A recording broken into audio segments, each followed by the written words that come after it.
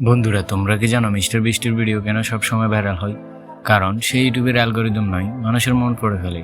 প্রথমত, তার ভিডিওর থাম্বনেল আর টাইটেল দেখে আপনি স্ক্রিপ্ট করতে পারবেন না। যেমন, আমি 100 জন মানুষকেই 1 কোটি টাকা দিলাম, এরকম অফার কেউ কি এড়িয়ে যেতে পারে? দ্বিতীয়ত, মিস্টার বিস্টের ভিডিওর প্রথম 5 সেকেন্ডে আপনাকে হুক করে ফেলে।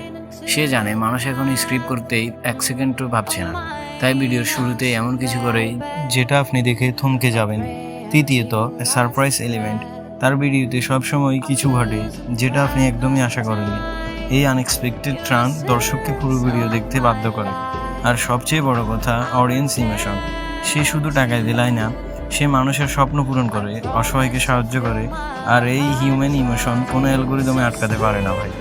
সোজা কথা, মিস্টার বিস্ট জানে কন্টেন্ট না, ইমোশন ভাইরাল হয়, আর সেখানেই সে 1 নম্বর।